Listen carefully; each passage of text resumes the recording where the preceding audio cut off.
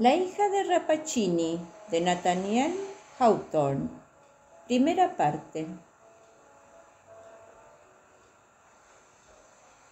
Con el fin de proseguir sus estudios en la Universidad de Padua, llegó hace muchos años a aquella ciudad un joven llamado Giovanni Guasconti.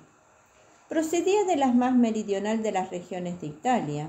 Giovanni, cuya bolsa era más bien flaca, se alojó en un humilde aposento situado en los altos de un viejo edificio, que otrora pudo ser el palacio de un noble paduano y que seguía exhibiendo en su fachada el blasón de una familia extinguida hacía mucho tiempo.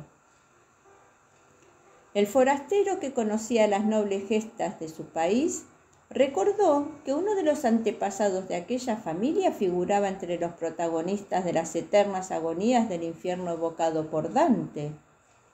Este recuerdo, junto con la melancolía muy explicable en un joven separado por vez primera de su medio ambiente habitual, hizo que Giovanni no pudiera disimular su desencanto al examinar su habitación, ruinosa y mal amueblada. «¡Virgen Santa!», exclamó la anciana señora Elisabetta, quien, atraída por el hermoso aspecto del joven, trataba de dar a la estancia un aire acogedor. «¿Qué aspecto tiene esto para descorazonar a un joven? ¿Le parece oscura la casa? Vamos, asómese a la ventana y verá un sol tan espléndido como el que dejó en Nápoles». Guasconti hizo maquinalmente lo que la anciana le aconsejaba, pero no estuvo de acuerdo con ella en que el sol de Padua fuese tan espléndido como el del sur de Italia. Sin embargo, brillaba sobre el jardín situado debajo de la ventana y esparcía su influjo vivificante sobre una colección de plantas que parecía haber sido cultivadas con excesivos cuidados. «¿Pertenece a la casa ese jardín?», inquirió Giovanni. «De ser así, sus flores serían mucho mejores que las que ahora crecen en él», respondió la señora Elisabetta. «No, este jardín es cultivado por las propias manos del doctor Giacomo Rappaccini, el famoso doctor, cuya fama ha llegado hasta Nápoles. Se dice que destila de ellas unas medicinas tan eficaces como un hechizo. Podrá ver a menudo al doctor en su trabajo y quizá también a la señorita, su hija, recogiendo las extrañas flores que crecen en su jardín». La anciana señora hacía todo lo posible para mejorar el aspecto de la habitación y, tras encomendar al joven a la protección de los santos, se retiró a su aposento. Giovanni no encontró mejor entretenimiento que contemplar el jardín. Era uno de aquellos jardines botánicos que fueron creados en Padua antes que en ningún otro lugar de Italia ni del mundo. Era probable que hubiese servido de apacible retiro a una familia opulenta, pues en el centro conservaba una fuente de mármol, en estado ruinoso y esculpida con excelente arte, pero tan deteriorada que era imposible recomponer mentalmente el diseño original a partir del caos de fragmentos que quedaban. El agua, sin embargo, seguía brotando en forma de surtidor y desgranándose en brillantes perlas. Su tenue murmullo llegaba hasta la ventana del joven y le hizo imaginar que la fuente era un espíritu inmortal que cantaba incesantemente su canción, sin preocuparse de lo que sucedía en derredor, mientras un siglo se encarnaba en el mármol u otro esparcía por el suelo la belleza perdurable. En el hoyo donde caía el agua crecían varias plantas que parecían muy necesitadas de humedad para nutrir sus gigantescas hojas y magníficas flores.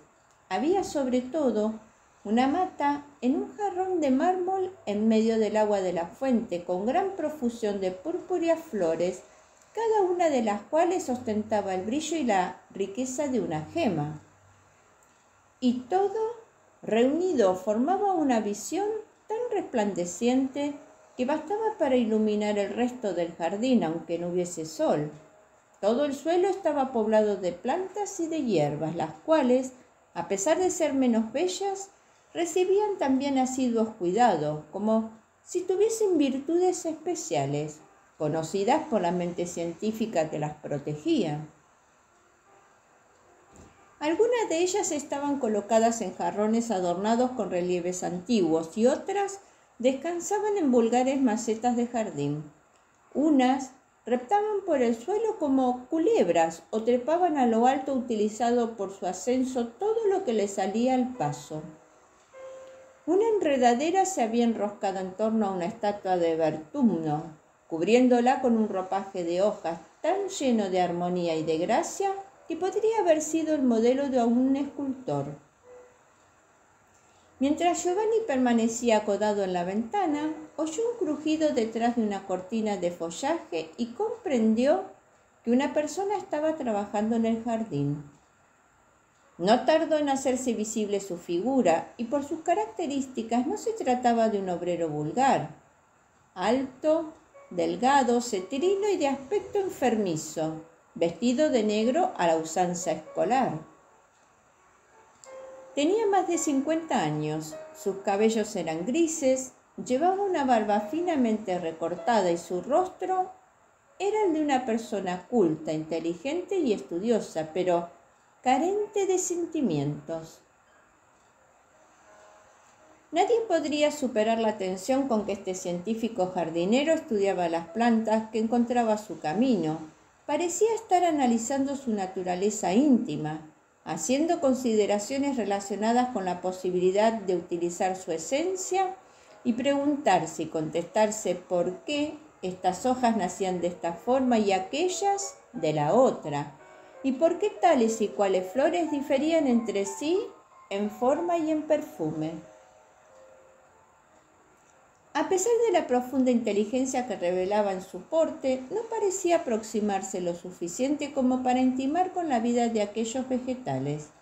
Por lo contrario, se le veía evitar su contacto o inhalar directamente sus aromas, desplegando para ello unas precauciones que impresionaron desagradablemente a Giovanni.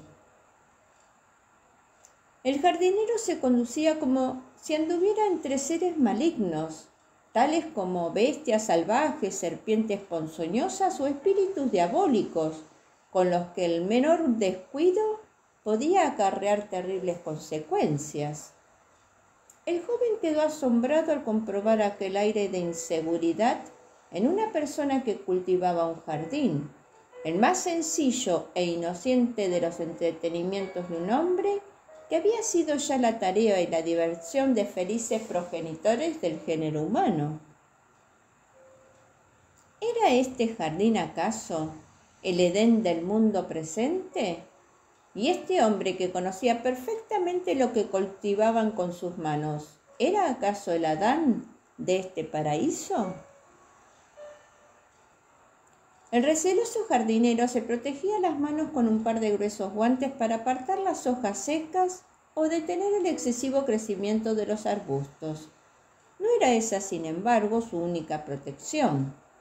Al llegar junto a la magnífica planta que mostraba sus purpúreas gemas al lado de la fuente de mármol, se colocó una especie de mascarilla que le cubría boca y nariz, como si toda aquella belleza no hiciese más que disfrazar cualidades letales. Pero, estimando aún demasiado peligrosa su tarea, retrocedió unos pasos, se quitó la mascarilla y llamó con la voz propia de una persona afectada a una enfermedad interna. «¡Beatriz! ¡Beatriz! Aquí estoy, padre. ¿Qué deseas?», exclamó una voz juvenil y armoniosa desde una ventana de la casa de enfrente.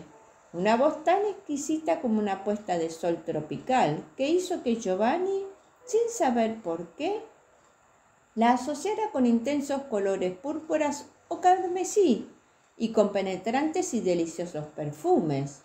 «¿Estás en el jardín?». «Sí, Beatriz», respondió el jardinero, «y necesito tu ayuda». Al cabo de unos instantes apareció bajo un artístico porche la figura de una joven vestida con la gracia de las más espléndidas de las flores, bella como el día y con una vitalidad tan exuberante que de ser un poco mayor hubiese resultado exagerada. Respiraba vida, salud y energía. Parecía como si todos estos atributos solo estuviesen reprimidos por una virginal castidad. Mientras miraba el jardín, Giovanni imaginó que se habría criado enfermiza, pero la impresión que la hermosa desconocida le produjo fue la de que había aparecido otra linda flor, más hermosa que las hermosas de todas, pero a la cual había que acercarse cubierto con una mascarilla y tocar con manos protegidas por guantes. Mientras descendía por el sendero del jardín, podía verse cómo manipulaba e inhalaba el olor de varias de las plantas que su padre había evitado con más celo. «Ven aquí, Beatriz», dijo el jardinero. «Mira cuántos cuidados necesita nuestro mayor tesoro. Como estoy tan delicado, mi vida peligraría si me acerco todo lo que las circunstancias requieren. De ahora en adelante, temo que esta planta tendrá que ser vigilada solo por ti». «Me alegro de encargarme de ella», respondió la joven con su armoniosa voz, mientras se aproximaba a la hermosa planta y abría sus brazos como si se dispusiera a abrazarla. «Sí, hermana mía, mi gloria, Beatriz se encargará de cuidarte y de servirte, y tú, en recompensa, le darás tus besos y tu perfumado aliento, que es para ella fuente de vida». Entonces, con la misma ternura en sus gestos que la que habían expresado sus palabras, dedicó a la planta tantas atenciones como parecían necesitar. Giovanni, desde su elevado observatorio, se frotó los ojos y se preguntó si se trataba realmente de una muchacha que estaba cuidando a su planta favorita o de una hermana que cumplía con sus deberes de afecto fraternal. La escena terminó pronto, bien porque el doctor Rappaccini hubiese dado término a sus tareas en el jardín, bien porque su aguda mirada hubiese notado la presencia del forastero. Lo cierto es que tomó a su hija del brazo y se retiró. Anochecía, y por la abierta ventana penetraban efluvios sofocantes procedentes de las plantas del jardín. Giovanni cerró la ventana antes de acostarse. Aquella noche soñó con una bella flor y una hermosa joven. La flor y la joven eran distintas, aunque a veces se semejaban ser la misma. En una y otra forma parecían entrañar un misterio peligroso. Pero en la luz matinal hay algo que tiende a rectificar los errores de la fantasía y aún el raciocinio en que hemos incurrido durante la puesta del sol, entre las sombras de la noche o a la todavía menos saludable claridad de la luna. El primer movimiento de Giovanni al despertarse a la mañana siguiente fue abrir la ventana y mirar al jardín que sus dueños habían hecho tan fecundo en misterios. Se sorprendió y avergonzó un poco al ver lo real de su aspecto bajo la luz del día. Los rayos del sol doraban las gotas de rocío, las cuales, suspendidas en las hojas y de las flores, rezaban su belleza y les devolvían su aspecto ordinario. El joven experimentó una gran satisfacción al pensar que en el centro mismo de la ciudad tendría el privilegio de poder disfrutar de la contemplación de aquel rincón de tan espléndida y frondosa vegetación. Le serviría, se dijo a sí mismo, para ayudarle a mantenerse en contacto con la naturaleza.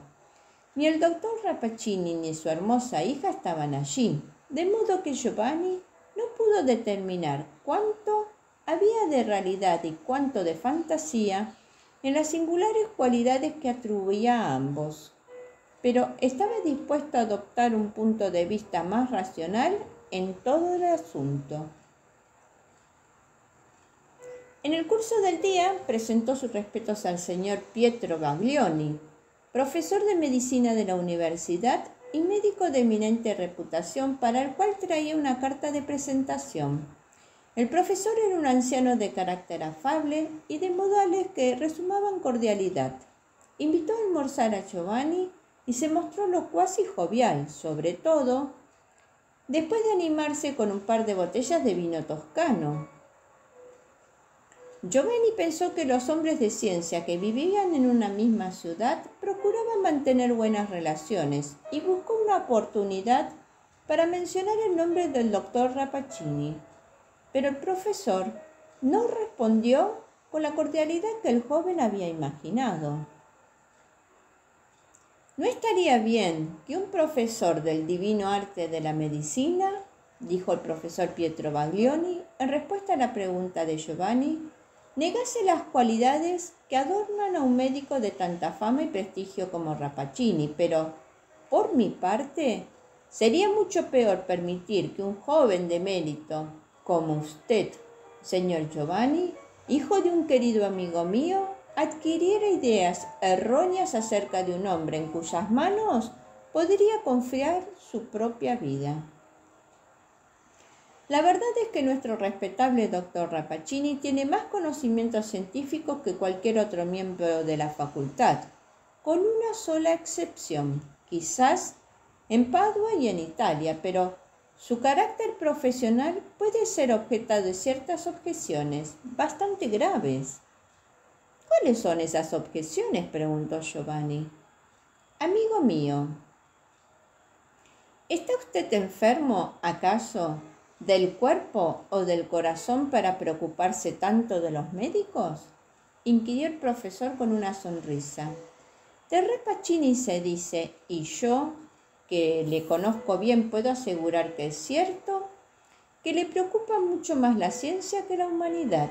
Sus pacientes solo le interesan como materia para nuevos experimentos.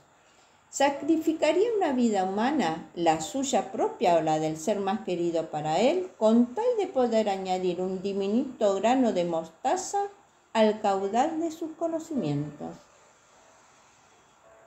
Imagino que será un hombre terrible, dijo Giovanni, recordando el aspecto intelectualizado y frío de Rappaccini. No obstante, querido profesor, creo que en el fondo puede decirse de él que es un espíritu noble. ¿Hay muchos hombres capaces de un amor tan apasionado por la ciencia? Que Dios me perdone a los que tengan los mismos puntos de vista que Rappaccini acerca del arte de curar, dijo el profesor con cierto desdén.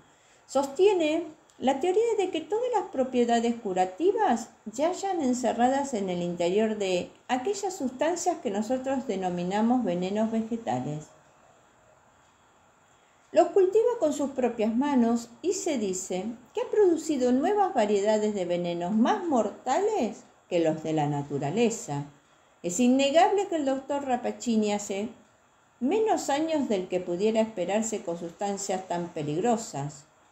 En algunas ocasiones, tengo que reconocerlo, ha hecho o parece haber hecho alguna cura maravillosa, pero si he de ser sincero, señor Giovanni, no puedo prestárseles enteros créditos, ya que quizá son producto de la casualidad. En cambio, se le considera responsable de sus fracasos, que son el resultado frecuente de sus trabajos. El joven escuchó con cierto escepticismo la opinión de Baglioni, porque le atribuyó una antigua rivalidad entre el profesor y el doctor Rappaccini, en la que consideraba a este último como ganador de la partida. Si el lector quiere juzgar por sí mismo, le aconsejamos la lectura de ciertos opúsculos en letra gótica sobre la materia que se conservan de los archivos de la Universidad de Padua. Mi querido profesor, dijo Giovanni, después de meditar en lo que había oído acerca del exagerado celo por la ciencia que demostraba Rappaccini, no sé hasta qué punto ama a su arte ese médico, pero seguramente existe algo mucho más querido para él, su hija. ¡Ah!, exclamó el profesor riéndose. Ya sé el secreto de nuestro amigo Giovanni. ¿Ha oído usted hablar de su hija, de la cual están enamorados todos los jóvenes de Padua, aunque no hay ni media docena de ellos que hayan tenido la suerte de verle el rostro? No sé gran cosa acerca de doña Beatriz, excepto que, según dicen, Rappaccini la ha hecho partícipe de la mayor parte de sus conocimientos y que, joven y hermosa como es, está considerada ya como apta para ocupar un sillón de catedrático.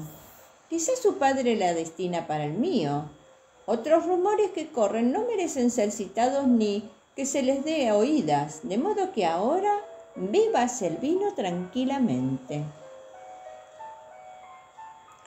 Guasconti regresó a su alojamiento algo mareado por el vino que había bebido e imaginando extrañas fantasías relacionadas con el doctor Rappaccini y su bella hija Beatriz. A pesar, ante una tienda de flores, entró y compró un ramo recién cortado. Subió a su habitación y se sentó cerca de la ventana, en la sombra, de modo que podía ver el jardín sin correr el riesgo de ser descubierto. No se veía a nadie. Las plantas desconocidas estaban iluminadas por el sol y de vez en cuando inclinaban sus cabezas cortésmente, saludándose unas a otras, como si entre ellas existiesen relaciones de parentesco o de simpatía. En el centro del jardín, sobre la fuente de ruinas, crecían las más hermosas de las plantas, cubiertas de gemas color de púrpura que brillaban en el aire y se reflejaban en el agua del estanque. Las aguas parecían pobladas con los colores radiantes que se producían en ellas. Al cabo de un rato, tal como Giovanni había esperado y al mismo tiempo temido, una figura hizo su aparición bajo el antiguo y artístico porche. Fue acercándose entre las hileras de las plantas, aspirando sus varios perfumes, como si se tratara de uno de aquellos seres fantásticos de que nos hablan las viejas fábulas y que se alimentaban de dulces olores. Al ver de nuevo a Beatriz, el joven se maravilló de que su belleza excediese incluso al recuerdo que conservaba de ella. Era tan brillante e intensa que resplandecía al sol y, como Giovanni se dijo a sí mismo, iluminaba los más sombríos rincones del fantástico jardín. Su rostro era ahora mucho más visible que la primera vez que tuvo ocasión de contemplarlo, y a Giovanni le llamó la atención su expresión de sencillez y de dulzura, cualidades que no había imaginado que la joven pudiese poseer y que le hicieron preguntarse cómo sería su carácter. De nuevo le pareció encontrar cierta semejanza entre la hermosa hija de Rappaccini y el espléndido arbusto que lucía flores parecidas a gemas purpúreas, análogas que Beatriz acentuaba con la forma de sus trajes y los colores que escogía. Cuando estuvo cerca de la planta, la joven abrió sus brazos como si estuviera poseída de un ardor apasionado y oprimió sus ramas en un abrazo íntimo, tan íntimo que quedó semioculta en el seno de las hojas, y los dorados rizos de su pelo se entremezclaban con las flores. «Dame tu aliento, hermana mía», exclamó Beatriz, «dame tu aliento, pues con el aire común me siento débil, y dame también tus flores que separaré con delicadeza de tu tallo y colocaré junto a mi corazón». Mientras pronunciaba estas palabras, la hermosísima hija del doctor Rappaccini cortó una de las flores más espléndidas y se dispuso a prenderla en su pecho. En aquel momento ocurrió algo singular, a no ser que el vino hubiese perturbado los sentidos de Giovanni. Un pequeño reptil de color anaranjado, semejante a un lagarto o a un camaleón, se deslizaba en aquel instante por el sendero junto a los pies de Beatriz. A Giovanni le pareció, ya que a la distancia en que se encontraba apenas si pudo ver una cosa tan diminuta, que una o dos gotas del jugo del tallo roto de la flor caían sobre la cabeza del animalito. Por espacio de un par de segundos, el reptil se contorsionó con violencia y luego quedó completamente inmóvil. Beatriz observó aquel fenómeno extraordinario y se santiguó con tristeza, aunque sin revelar la menor sorpresa y no dudó en prenderse en su pecho la flor fatal. Allí se hizo más roja y lanzó unos destellos casi tan vivos como los de una piedra preciosa, confiriendo al vestido de la joven y a todo su aspecto en general un extraordinario encanto. Sin embargo, Giovanni, saliendo de la sombra de la ventana, se inclinó hacia adelante y volvió a retirarse inmediatamente, murmurando en voz baja y tembloroso: «¿Estoy despierto? ¿Estoy en mi sano juicio? ¿Qué es lo que pasa? ¿Puede ser bella y al mismo tiempo un ser insensible y terrible?» Beatriz caminaba ahora cuidadosamente por el jardín y se detuvo tan cerca de la ventana de Giovanni que el joven no tuvo más remedio que asomar la cabeza fuera de la ventana con objeto de satisfacer la intensa y dolorosa curiosidad que la hija de Rapachín despertaba en él. En aquel preciso instante divisó un insecto que volaba por encima de la tapia del jardín.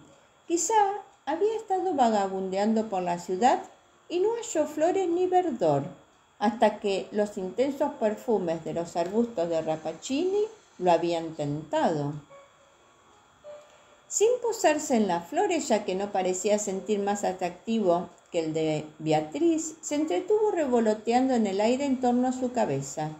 Los ojos de Giovanni Guasconti no podían ahora engañarlo, y lo que vio fue que, mientras Beatriz contemplaba el insecto con infantil alegría, el animalito descendió en su velo hasta caer a los pies de la joven. Allí permaneció unos segundos, agitándose débilmente las alas, y luego quedó completamente inmóvil, muerto.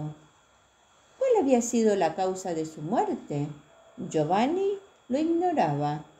¿Sería acaso el aliento de la joven? Una vez más Beatriz se santiguó y suspiró al inclinarse sobre el insecto muerto. Un impulsivo movimiento de Giovanni hizo que la joven alzase sus ojos hacia la ventana. Contempló la hermosa cabeza del estudiante, más parecida a una cabeza griega que a una italiana, de rasgos bellos, irregulares y ensortijados cabellos dorados, que la miraba desde lo alto como si estuviera suspendida en el aire. Giovanni, sin darse apenas cuenta de lo que hacía, le lanzó el ramo de flores que hasta entonces había tenido en la mano. «Señorita», le dijo, «acepta estas flores puras y saludables. Acéptalas en nombre de Giovanni Guasconti». «Gracias, señor», respondió Beatriz, con su armoniosa voz que sonó como un chorro musical y con una alegre expresión, mitad infantil y mitad de mujer. «No las merezco», murmuró Giovanni. «Acepto su presente y siento no poder recompensarlo con esta preciosa flor purpúrea, porque, aunque se la enviara por el aire, no la alcanzaría. Así pues, señor Guasconti, tendrá que conformarse con las gracias». Recogió el ramillete del suelo y, como avergonzada de haber hablado con un desconocido, faltando a la reserva que debe mostrar siempre una doncella, se dirigió presurosa hacia la casa a través del jardín.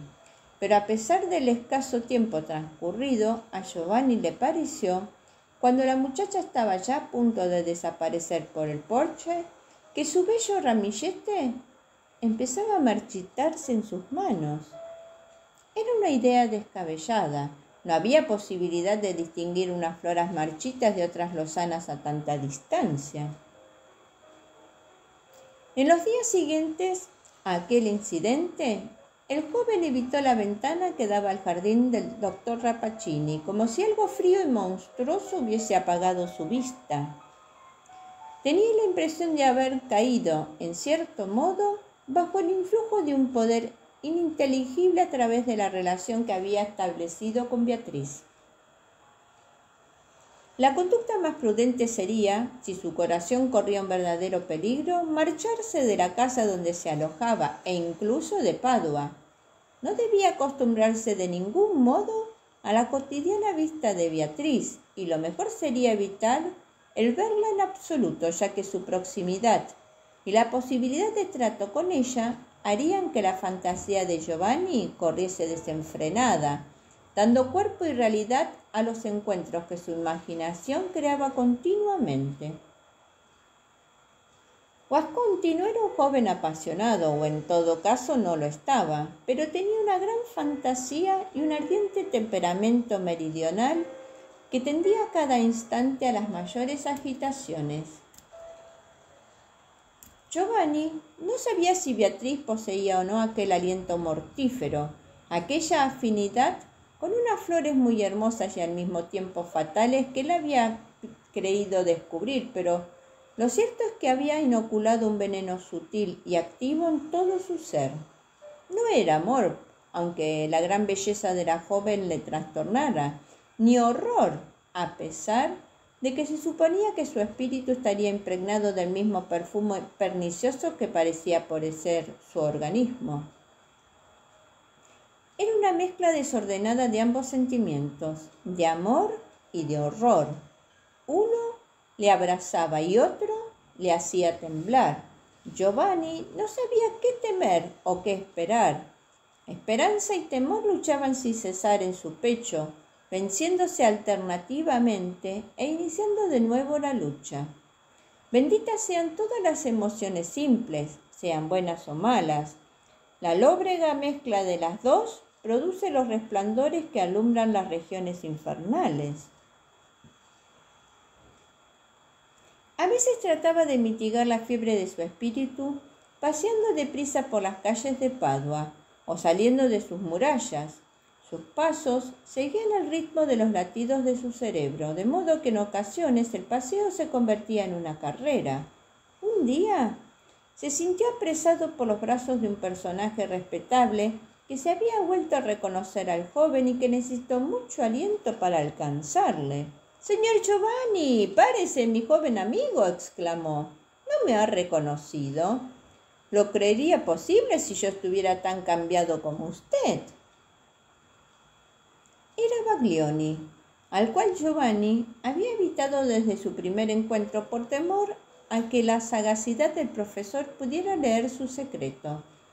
Luchado por recobrarse, miró extrañado desde su mundo interior y habló como un hombre en sueños. «Sí, soy Giovanni Guasconti y usted es el profesor Pietro Baglioni. Y ahora déjeme pasar». Un momento, señor Giovanni Guasconti», dijo el profesor sonriendo, al tiempo que examinaba al joven con mirada atenta. «¿Cómo voy a dejar que pase por mi lado como un extraño el hijo de un amigo de la infancia? Calma, señor Giovanni. Antes de que nos separemos, quiero hablar un instante con usted». «En tal caso, no perdamos tiempo, querido profesor», replicó Giovanni con febril impaciencia. «¿No se da cuenta su señoría de que tengo prisa?». Mientras hablaban, vieron avanzar por la calle en dirección a ellos a un hombre vestido de negro, encorvado y de andar vacilante, como si estuviera enfermo.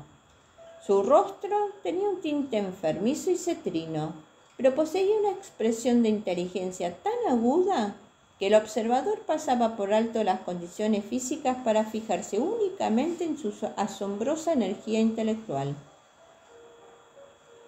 Al cruzarse con Giovanni y el profesor Baglioni, cambió un saludo frío y distante con este último, pero fijó una mirada tan intensa en Giovanni que dio la impresión de que acababa de extraer del interior del joven todo lo de qué valor tenía dentro. Sin embargo, en su mirada había una serenidad peculiar, como si el interés que le inspiraba al joven fuese meramente especulativo y no humano. «Ese es el del doctor Rappaccini», murmuró el profesor una vez que hubo pasado el desconocido. «¿Lo ha visto usted anteriormente?» «Que yo sepa, no», respondió Giovanni, sobresaltándose al oír el nombre. «Él lo ha visto, tiene que haberlo visto», exclamó Baglioni con pasión. «Ese hombre lo está estudiando a usted por algún motivo. Conozco ese modo de mirar. Es la misma frialdad que revela su rostro, cuando se inclina sobre un pájaro, un ratón o una mariposa, los cuales ha matado con el perfume de una flor en el curso de un experimento. Una mirada tan profunda como la naturaleza misma, pero desprovista de amor. Señor Giovanni, ha puesto la vida a que es usted objeto de uno de los experimentos del doctor Rappaccini. ¿Pretende usted asustarme?, inquirió Giovanni con intensa emoción. Eso, señor profesor, sería un experimento muy molesto. Paciencia, paciencia, exclamó el imperturbable profesor. Le repito, mi pobre Giovanni, que el doctor Rappaccini encuentra en usted un interés científico. Ha caído usted en unas manos terribles. ¿Y qué papel juega en este misterio la señorita Beatriz? Guasconti, encontrando insoportable la impertinencia de Baglioni, se marchó antes de que el profesor pudiera retenerlo de nuevo. El profesor se quedó mirando al joven mientras se alejaba y se encogió de hombros. No puedo consentir esto, se dijo Baglioni. El muchacho es hijo de un viejo amigo mío, y quién sabe lo que podría acarrearle la arcana ciencia de la medicina. Por otra parte, la impertinencia de Rappaccini es intolerable. Me quita, como quien dice, al muchacho de las manos y trata de utilizarlo para sus experimentos infernales. Pero veremos, tal vez, inteligente Rappaccini, frustre yo tu sueño. Entretanto, Giovanni había seguido su camino, llegando por fin ante la puerta de la casa donde se alojaba. Al cruzar el umbral se encontró con la vieja Elisabetta, la cual sonrió con salamería y dio muestras de querer llamar su atención, aunque inútilmente, pues la ardiente ebullición de los sentimientos de Giovanni se había trocado de pronto en una fría y desinteresada vacuidad. Volvió sus ojos hacia la arrugada cara, que se plegaba todavía más en una sonrisa, pero no pareció verla. La anciana entonces lo agarró por la capa. «Señor, señor», murmuró con una sonrisa en los labios que daba a su rostro el aspecto de una grotesca máscara de madera ennegrecida por los siglos. «Escuche, señor, hay una entrada secreta al jardín». «¿Cómo?», exclamó Giovanni, volviéndose repentinamente como un objeto inanimado que adquiere de pronto una intensa vida. «¿Una entrada secreta al jardín del doctor Rappaccini? Silencio, silencio, no hable tan alto», murmuró Elisabetta, poniéndole la mano delante de la boca. «Sí, al jardín del respetable doctor. Podrá ver sus espléndidas plantas. Muchos jóvenes de Padua darían de buena gana una moneda de oro para ser admitido entre esas flores». Giovanni puso una mano en la de la vieja. «Muéstreme el camino», dijo. Una sospecha, nacida probablemente de su conversación con Baglioni, cruzó su cerebro. Tal vez la intervención de la anciana Elisabetta estaba relacionada con la intriga, cualquiera que fuese su naturaleza, en la que el profesor suponía que el doctor Rappaccini estaba tratando de envolverle. Pero esta sospecha, aunque preocupó a Giovanni, era insuficiente para detenerlo. El instante que tanto había esperado de poder acercarse a Beatriz lo impulsaba con demasiada fuerza. No importaba si ella era ángel o demonio, estaba dentro de su ser de forma irremisible y tenía que obedecer la llamada que le impulsaba a girar en círculos cada vez menores hacia un fin que no intentaba adivinar. Sin embargo, por extraño que pueda parecer, súbitamente le sobrevino la duda de si aquel intenso interés por su parte no sería ilusorio, si sería tan profundo y positivo como para justificar el dar el paso en cuya trascendencia era imprevisible, si no se trataba de una fantasía del cerebro de un joven sin que en ella participaran o participaran solo muy levemente sus sentimientos.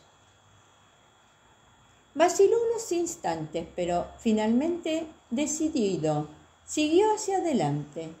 Su macilenta guía lo condujo por varios pasillos oscuros y por último se detuvo ante una puerta a través de la cual se oía el susurro de las hojas recalentadas por el sol.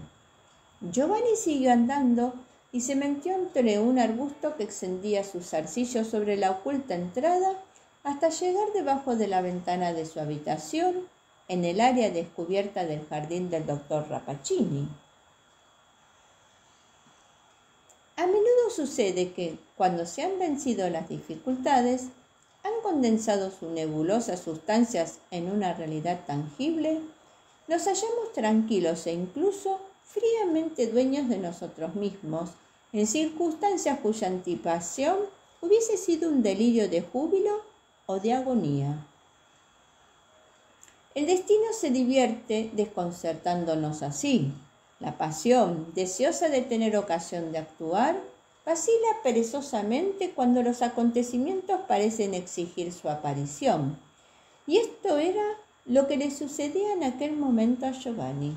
Día tras día, su pulso se había agotado febrilmente ante la improbable idea de una entrevista con Beatriz y el deseo de estar con ella en aquel mismo jardín, iluminado por el esplendor oriental de su belleza y tratando de arrancar a su contemplación el misterio que él consideraba el enigma de su propia existencia. Pero en aquel momento había nacido en su pecho una ecuanimidad singular. Lanzó una mirada a su alrededor para contemplar si veía a Beatriz o a su padre, y dándose cuenta de que estaba solo, empezó a examinar las plantas. Su aspecto le desagradó. Su esplendor parecía salvaje, apasionado y al propio tiempo artificial. Casi todas las plantas que crecían en aquel jardín habían sobresaltado al viajero que hubiese tropezado con ellas al cruzar un bosque, produciéndole la impresión de que un rostro lo estaba espiando a través de la espesura. Algunas de aquellas hubieran llamado también la atención de un entendido en la materia por su apariencia de artificialidad. Parecían una adulteración de varias especies vegetales mezcladas, no muy distintas de las creadas por Dios, pero obra de la depravada fantasía de un hombre. Probablemente eran fruto del experimento que en uno o dos casos había alcanzado el éxito de combinar dos plantas hermosas en una sola. Luego éste adquiría el sospechoso y siniestro aspecto característico de todo lo que crecía en el jardín. Giovanni solo pudo reconocer 2 o 3 plantas en toda la colección, y de las especies que él sabía que eran venenosas. Mientras estaba entretenido en estas observaciones, oyó el crujido de un vestido de seda y al volverse vio aparecer a Beatriz bajo el artístico porche. Giovanni no se había parado a pensar en cuál debía ser su comportamiento, si tenía que disculparse por su intrusión en el jardín o fingir que estaba allí con el consentimiento, ya que no por el deseo, del doctor Rappaccini o de su hija, pero la conducta de Beatriz le tranquilizó, a pesar de que en su espíritu persistía la duda acerca del motivo por el cual había conseguido la admisión. Beatriz avanzó con paso alado por el sendero y se encontraron cerca de la fuente en ruinas. Su rostro mostraba sorpresa, pero estaba iluminado por una sencilla y amable expresión de placer. «¿Es usted un experto en flores, señor?», dijo Beatriz con una sonrisa, aludiendo al ramillete que Giovanni le había echado desde la ventana. «No es extraño que la rara colección de mi padre le haya inspirado el deseo de verla de cerca. Si él estuviera aquí, podría contarle cosas extraordinarias y muy interesantes acerca de la naturaleza y virtudes de estas plantas, ya que ha dedicado toda su vida a estudiarlas y este jardín constituye su mundo». «Y usted misma, señora», respondió Giovanni, «si la fama no miente, es también muy experta en las virtudes que revelan el magnífico desarrollo de las plantas y su aromático olor. Si no tiene inconveniente en ser mi profesora, prometo ser un alumno más aplicado que si me enseñara el mismo doctor Rappaccini. ¿Corren tan falsos rumores?, preguntó Beatriz con la música de su agradable voz. ¿Dice la gente que soy una experta como mi padre en conocimientos de botánica? ¡Qué gracioso! No. Aunque he crecido entre estas flores, no conozco de ellas más que su color y su perfume, y a veces pienso que incluso esto debería ignorar. Muchas de estas flores, y quizá las más hermosas de ellas, me repugnan con su olor y me ofenden cuando las veo. Pero le ruego, señor, que no crea esas historias acerca de mi ciencia. No crea de mí más que lo que vean sus propios ojos. ¿Y debo creer todo lo que he visto con mis propios ojos?, preguntó Giovanni, estremeciéndose al recuerdo de las primeras escenas que contempló en aquel jardín. No, señora, exige usted poco de mí. Permítame creer únicamente lo que proceda de sus labios. Beatriz pareció haber comprendido. Sus mejillas se colorearon de rubor, pero mirando a Giovanni a los ojos respondió a su mirada de ansiosa sospecha con la altivez de una reina. Eso es lo que le ruego, señor, respondió. Olvide todo lo que ha imaginado acerca de mí. Lo que nos dicen los sentidos externos pueden ser falsos en esencia, pero las palabras que salen de los labios de Beatriz Rappaccini brotan de lo más profundo de su corazón. Esas son las que debe usted creer. Había hablado una gran vehemencia y sobre la conciencia de Giovanni brilló como la luz de la verdad misma, pero mientras hablaba, aparecía rodeada de una fragancia exquisita y deliciosa, aunque imperceptible, que el joven, con una inexplicable sensación de repugnancia, no se atrevía apenas a respirar. ¿Era acaso el olor de las flores? ¿Sería que el aliento de Beatriz embalsamaba sus palabras con una extraña fragancia, como si tuviera las entrañas impregnadas de ella? Giovanni sintió un leve mareo, pero se recobró inmediatamente. Parecía contemplar a través de los ojos de la hermosa muchacha su alma transparente y no volvió a sentir duda ni temor.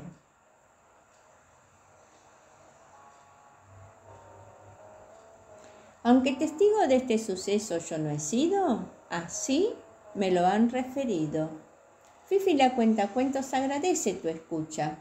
Anhela que este relato haya sido de tu agrado. Te invita a suscribirte a su canal para que cada domingo de sus estrenos puedas disfrutar.